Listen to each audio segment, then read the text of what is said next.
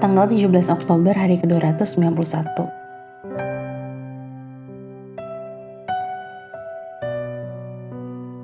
Bacaan Lukas pasal 3-6.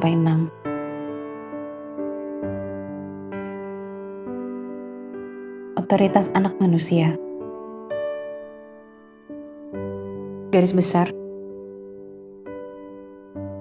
Sebelum Yesus dapat memulai pelayanan publiknya, dia melakukan suatu periode persiapan yang perlu yang akan menunjukkan bahwa dia layak untuk melayani. Yohanes, pelopor yang dijanjikan, membaptiskan Yesus di Sungai Yordan. Suatu kejadian yang ditandai dengan suara yang nyaring dari surga yang menyatakan persetujuan Allah akan putranya yang terkasih. Karakter dan ketaatan Yesus diuji melalui serangkaian godaan oleh setan di padang gurun. Sekali lagi Yesus muncul sebagai pemenang. Dalam kuasa roh, kembalilah Yesus ke Galilea, pasal 4 ayat 14. Yesus siap memulai pelayanannya di bumi sebagai juru selamat yang patuh dan taat yang dikirim dari Allah. Dia adalah yang diurapi, yang lama ditunggu-tunggu, yaitu Mesias. Renungan harian. Seberapa pentingkah mengingat kitab suci dalam rutinitas harian Anda? Apakah itu sesuatu yang Anda lakukan sesukanya? Biasanya itu akan menghasilkan lebih banyak yang gagal dari yang berhasil. Pelajari dengan seksama pertahanan Yesus terhadap serangan setan. Lihat pasal 4 ayat 1-13.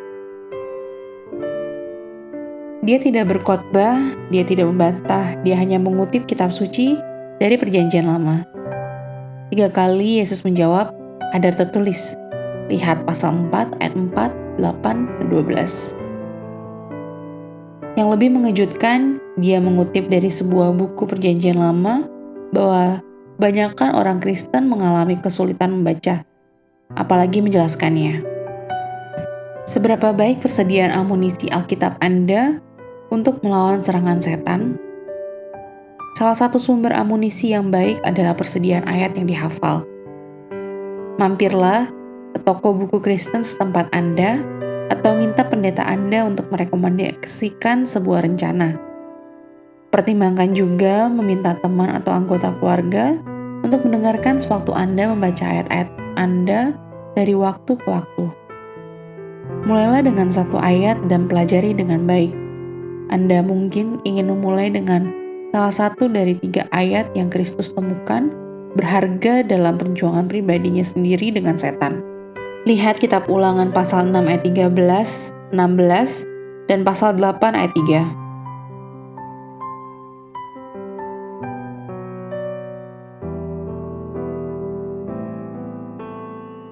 Lakukanlah segenap firman Allah dengan segenap diri Anda.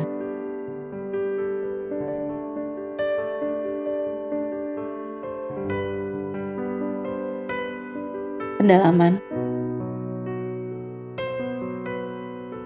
Raja dan kutukan, Lukas pasal 3 ayat 31.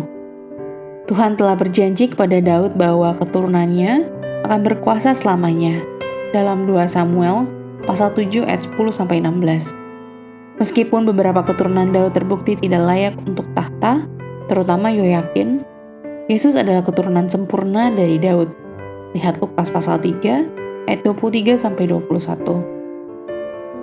Dia benar-benar adalah penguasa yang adil dan benar, serta di dalam dia janji Allah kepada Daud digenapi secara kekal. Persiapan signifikan untuk keputusan signifikan. Lukas pasal 6 ayat 12. Langkah persiapan apa yang Anda ambil sebelum membuat keputusan besar dalam hidup Anda? Perhatikan apa yang Yesus katakan pada malam sebelum ia memilih ke-12 murid. Pada waktu itu, pergilah Yesus ke bukit untuk berdoa dan semalam-malaman ia berdoa kepada Allah. Lihat pasal 6 ayat 12. Amin. Tuhan Yesus memberkati.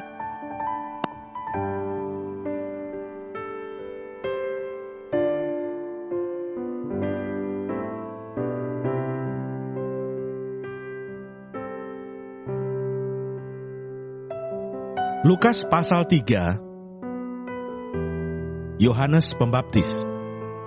Dalam tahun ke-15 dari pemerintahan Kaisar Tiberius, ketika Pontius Pilatus menjadi wali negeri Yudea dan Herodes raja wilayah Galilea, Filipus saudaranya raja wilayah Iturea, dan Trakonitias dan Lisanias raja wilayah Abilene.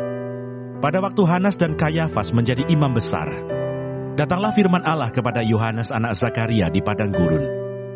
Maka datanglah Yohanes ke seluruh daerah Yordan dan menyerukan, "Bertobatlah dan berilah dirimu dibaptis, dan Allah akan mengampuni dosamu."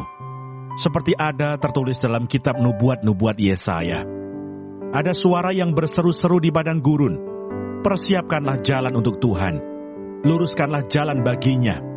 Setiap lembah akan ditimbun, dan setiap gunung dan bukit akan menjadi rata. Yang berliku-liku akan diluruskan, yang berlekuk-lekuk akan diratakan, dan semua orang akan melihat keselamatan yang dari Tuhan."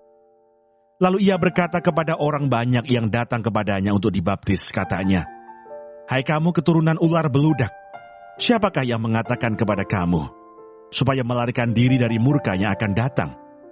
Jadi hasilkanlah buah-buah yang sesuai dengan pertobatan, dan janganlah berpikir dalam hatimu, Abraham adalah bapa kami, karena aku berkata kepadamu, Allah dapat menjadikan anak-anak bagi Abraham dari batu-batu ini. Kapak sudah tersedia pada akar pohon, dan setiap pohon yang tidak menghasilkan buah yang baik akan ditebang dan dibuang ke dalam api." Orang banyak bertanya kepadanya, "Jika demikian, apakah yang harus kami perbuat?" Jawabnya, "Barang siapa mempunyai 2 helai baju, hendaklah ia membaginya dengan yang tidak punya. Dan barang siapa mempunyai makanan, hendaklah ia berbuat juga demikian." Ada datang juga pemungut-pemungut cukai untuk dibaptis, dan mereka bertanya kepadanya, "Guru, apakah yang harus kami perbuat?" Jawabnya, "Jangan menagih lebih banyak daripada yang telah ditentukan bagimu." Dan prajurit-prajurit bertanya juga kepadanya, "Dan kami, apakah yang harus kami perbuat?" Jawab Yohanes kepada mereka, "Jangan merampas, dan jangan memeras, dan cukupkanlah dirimu dengan gajimu." Tetapi karena orang banyak sedang menanti dan berharap, dan semuanya bertanya dalam hatinya tentang Yohanes, kalau ia adalah Mesias, Yohanes menjawab dan berkata kepada semua orang itu, "Aku membaptis kamu dengan air, tetapi ia yang lebih berkuasa daripadaku akan datang, dan membuka tali kasutnya pun aku tidak layak. Ia akan membaptis kamu dengan Roh Kudus dan dengan api. Alat penampi sudah di tangannya untuk membersihkan tempat pengirikannya dan untuk mengumpulkan gandumnya ke dalam lumbungnya. Tetapi debu jerami itu akan dibakarnya dalam api yang tidak terbadamkan." Dengan banyak nasihat lain, Yohanes memberitakan Injil kepada orang banyak. Akan tetapi, setelah ia menegur raja wilayah Herodes karena peristiwa Herodias, istri saudaranya, dan karena segala kejahatan lain yang dilakukannya, raja itu menambah kejahatannya dengan memasukkan Yohanes ke dalam penjara. Yesus anak Allah dibaptis. Ketika seluruh orang banyak itu telah dibaptis, dan ketika Yesus juga dibaptis dan sedang berdoa, terbukalah langit dan turunlah Roh Kudus dalam rupa burung merpati ke atasnya. Dan terdengarlah suara dari langit, "Engkaulah anakku yang kukasihi, kepadamulah aku berkenan." Silsilah Yesus. Ketika Yesus memulai pekerjaannya, ia berumur kira-kira 30 tahun, dan menurut anggapan orang, ia adalah anak Yusuf, anak Eli, anak Matat, anak Lewi, anak Malki, anak Yanai, anak Yusuf, anak Matica, anak Amos, anak Nahum, anak Hesli, anak Nagai, anak Maat, anak Matica, anak Simei, anak Yoseh, anak Yoda, anak Yohanan, anak Reza, anak Serubabel, anak Sealtiel, anak Neri, anak Malki, anak Adi, anak Kosam, anak Elmadam, anak anak Yesua, anak Eliezer, anak Yorim, anak Matat, anak Lewi, anak Simeon, anak Yehuda, anak Yusuf, anak Yonam, anak Eliakim, anak Melea, anak Mina, anak Matata, anak Natan, anak Daud, anak Isai, anak Obed, anak Boas, anak Salmon, anak Nahason, anak Aminadab, anak Admin, anak Arni, anak Hesron, anak Peres, anak Yehuda, anak Yakub, anak Ishak, anak Abraham, anak Terah, anak Nahor, anak Seruh, anak Rehu, anak Pelek, anak Eber, anak Salmon, anak Kenan, anak Arpaksad, anak Sem, anak Nuh, anak Lameh, anak Mertusalah, anak Henoh, anak Yared, anak Malaleel, anak Kenan, anak Enos, anak Set, anak Adam, anak Allah. Lukas pasal 4. Pencobaan di padang gurun. Yesus yang penuh dengan Roh Kudus kembali dari sungai Yordan, lalu dibawa oleh Roh Kudus ke padang gurun. Di situ ia tinggal 40 hari lamanya dan dicobai iblis. Selama di situ ia tidak makan apa-apa, dan sesudah waktu itu ia lapar. Lalu berkatalah iblis kepadanya, "Jika engkau anak Allah, suruhlah batu ini menjadi roti." Jawab Yesus kepadanya, "Ada tertulis, manusia hidup bukan dari roti saja." Kemudian ia membawa Yesus ke suatu tempat yang tinggi, dan dalam sekejap mata, ia memperlihatkan kepadanya semua kerajaan dunia. Kata iblis kepadanya, "Segala kuasa itu serta kemuliaannya akan kuberikan kepadamu, sebab semuanya itu telah diserahkan kepadaku, dan aku memberikannya kepada siapa saja yang ku kehendaki.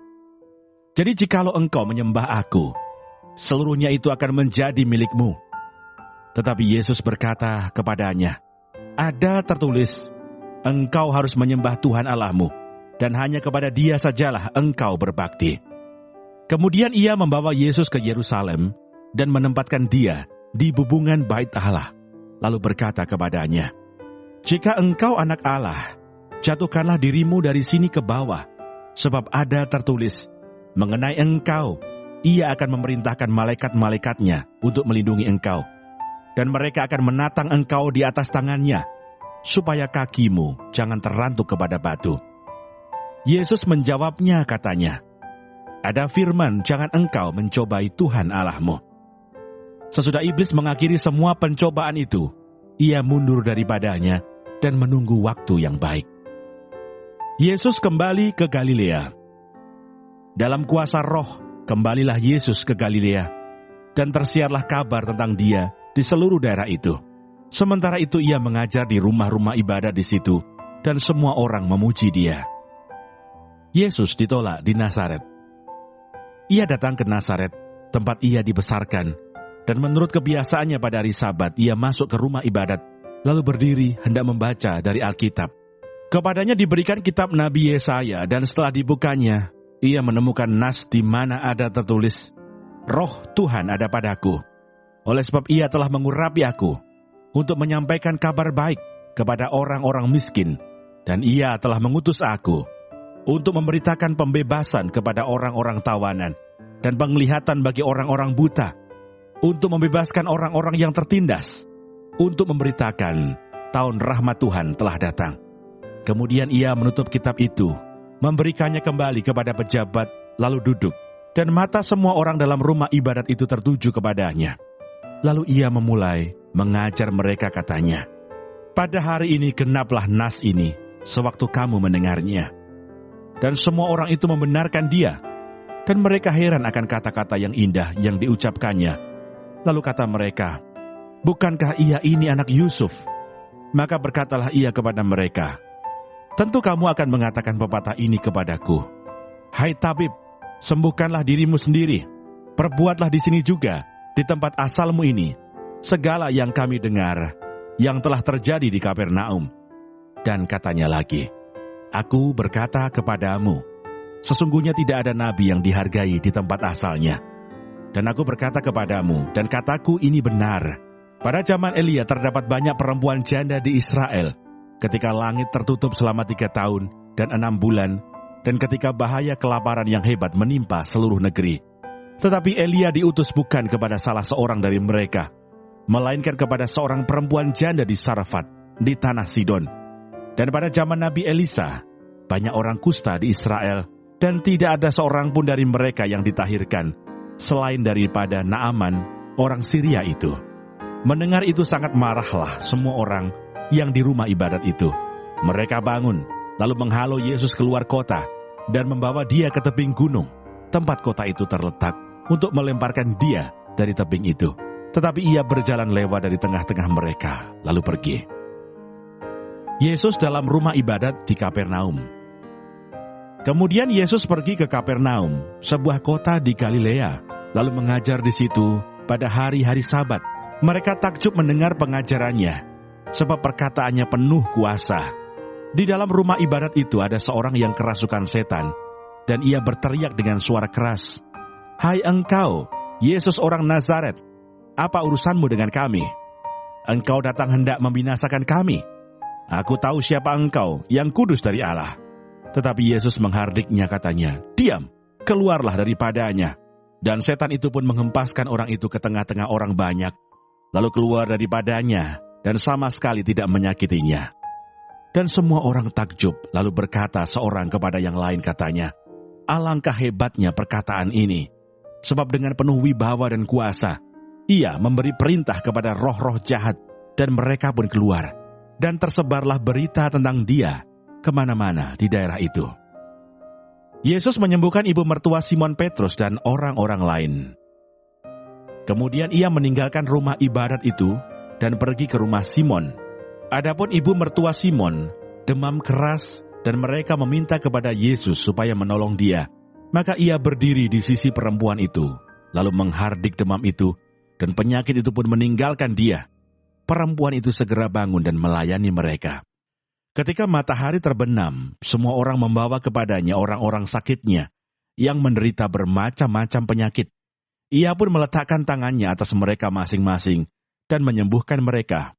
Dari banyak orang keluar juga setan-setan sambil berteriak, "Engkau adalah anak Allah."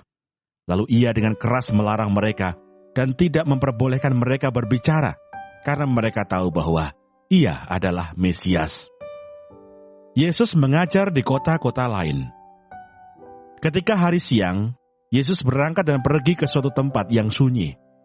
Tetapi orang banyak mencari dia, lalu menemukannya dan berusaha menahan dia supaya jangan meninggalkan mereka.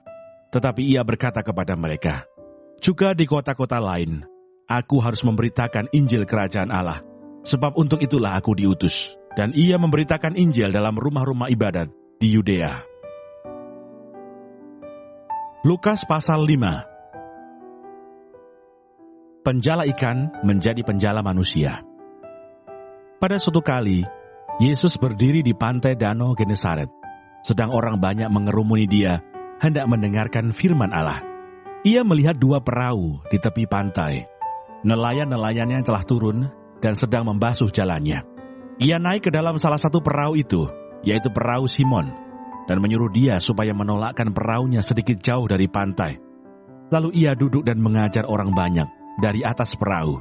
Setelah selesai berbicara, ia berkata kepada Simon, "Bertolaklah ke tempat yang dalam, dan tebarkanlah jalamu untuk menangkap ikan." Simon menjawab, "Guru, telah sepanjang malam kami bekerja keras, dan kami tidak menangkap apa-apa. Tetapi karena engkau menyuruhnya, aku akan menebarkan jala juga." Dan setelah mereka melakukannya, mereka menangkap sejumlah besar ikan, sehingga jala mereka mulai koyak. Lalu mereka memberi isyarat kepada teman-temannya di perahu yang lain, supaya mereka datang membantunya. Dan mereka itu datang. Lalu mereka bersama-sama mengisi kedua perahu itu dengan ikan, hingga hampir tenggelam. Ketika Simon Petrus melihat hal itu, ia pun tersungkur di depan Yesus dan berkata, "Tuhan, pergilah daripadaku, karena aku ini seorang berdosa." Sebab ia dan semua orang yang bersama-sama dengan dia takjub, oleh karena banyaknya ikan yang mereka tangkap. Demikian juga Yakobus dan Yohanes, anak-anak Zebedeus, yang menjadi teman Simon. Kata Yesus kepada Simon, "Jangan takut, mulai dari sekarang engkau akan menjala manusia." Dan sesudah mereka menghela perahu-perahunya ke darat, mereka pun meninggalkan segala sesuatu, lalu mengikut Yesus. Yesus menyembuhkan seorang yang sakit kusta. Pada suatu kali, Yesus berada dalam sebuah kota. Di situ ada seorang yang penuh kusta. Ketika ia melihat Yesus, tersungkurlah ia dan memohon, "Tuan, jika Tuan mau, Tuhan dapat mentahirkan aku." Lalu Yesus mengulurkan tangannya, menjamah orang itu dan berkata, "Aku mau, jadilah engkau tahir."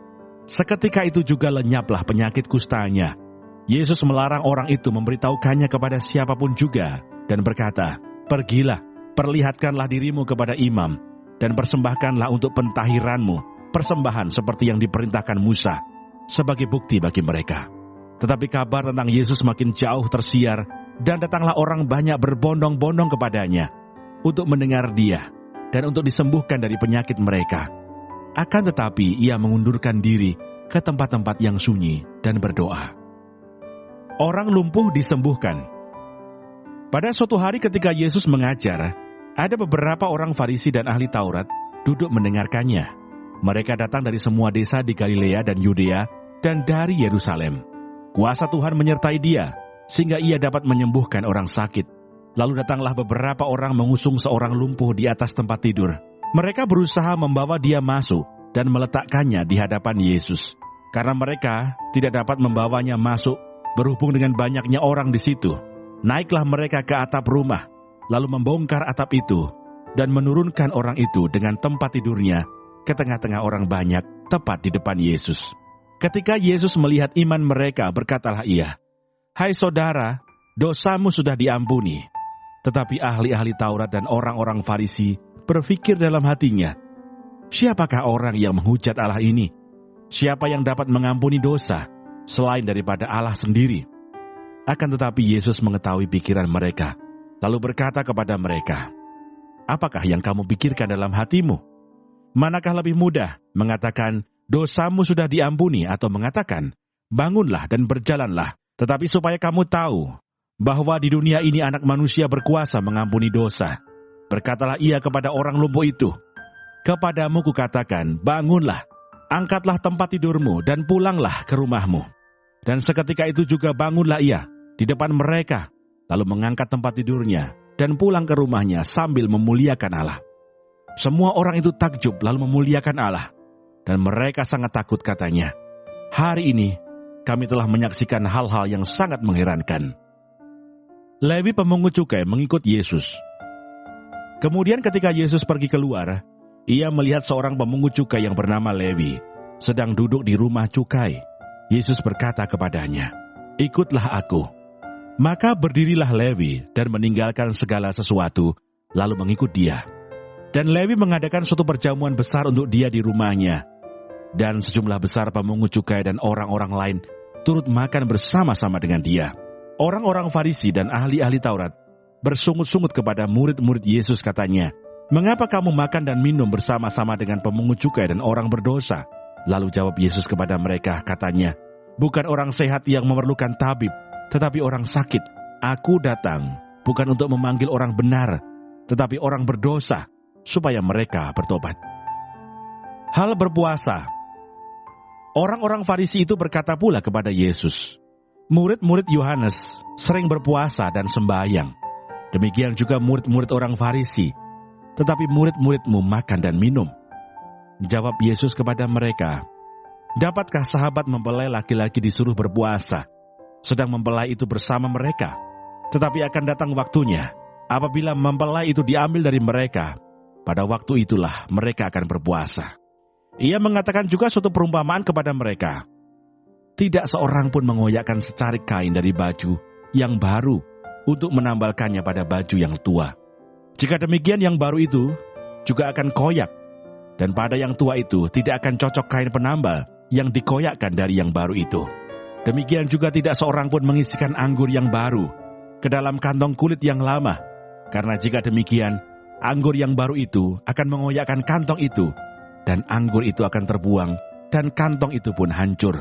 Tetapi anggur yang baru harus disimpan dalam kantong yang baru pula, dan tidak seorang pun yang telah minum anggur tua ingin minum anggur yang baru, sebab ia akan berkata, anggur yang tua itu baik.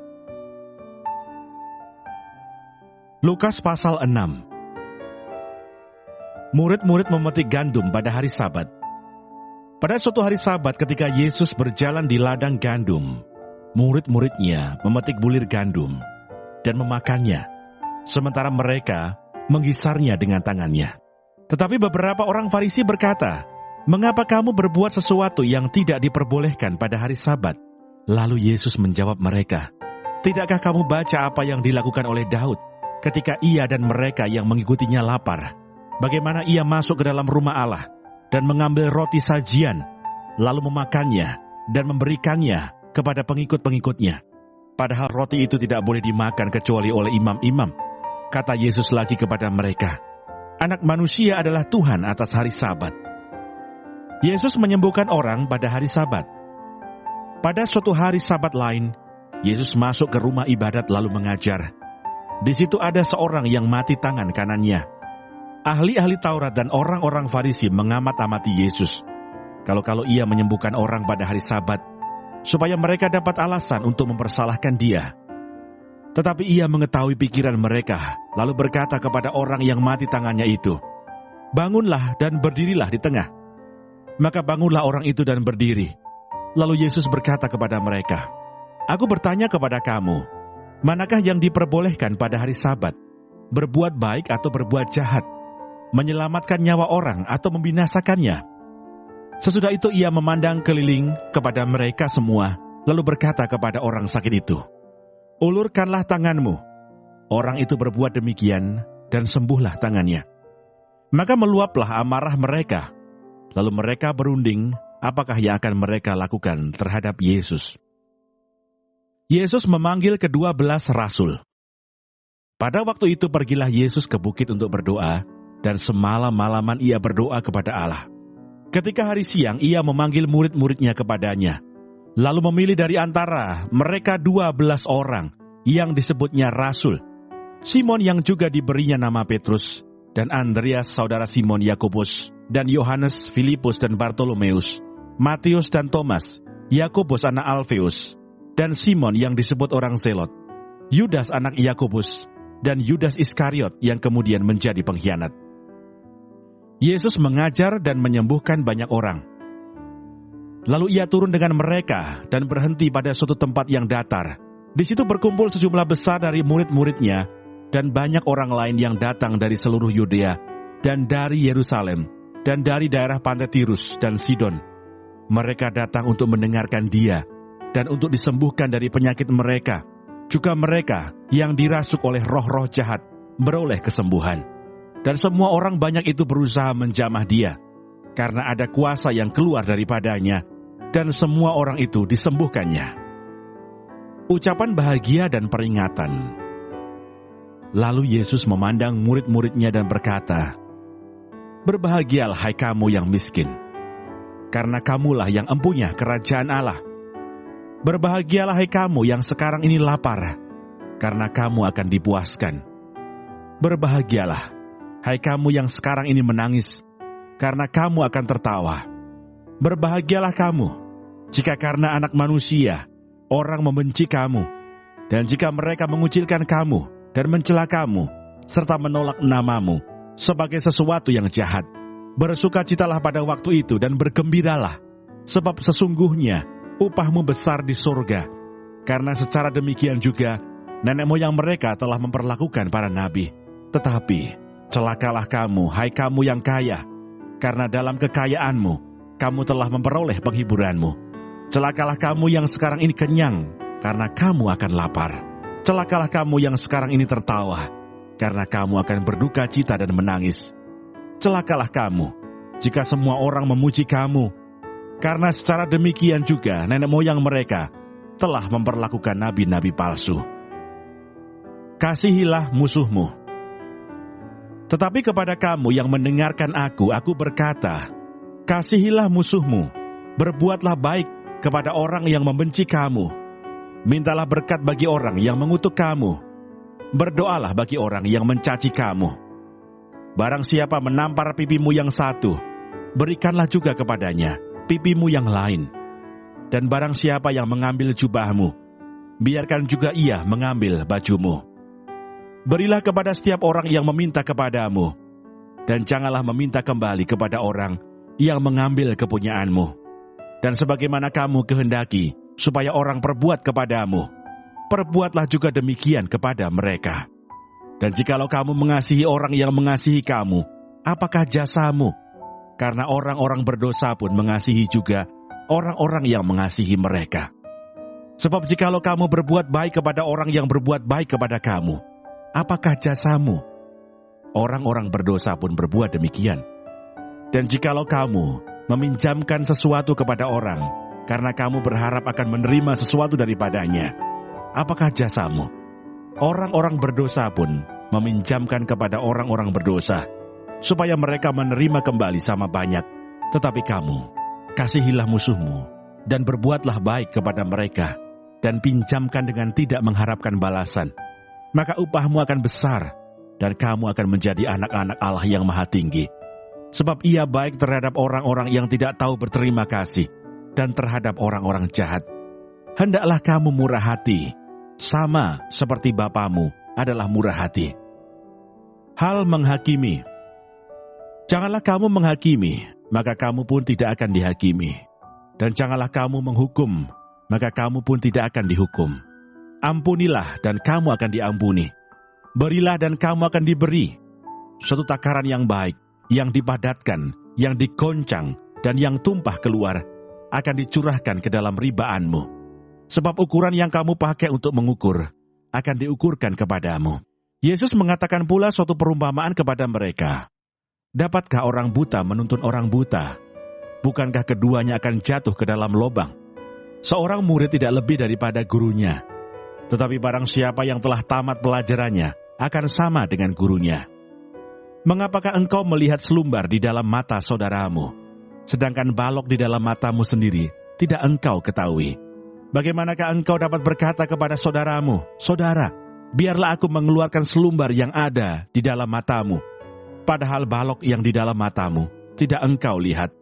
Hai orang munafik, keluarkanlah dahulu balok dari matamu, maka engkau akan melihat dengan jelas untuk mengeluarkan selumbar itu dari mata saudaramu.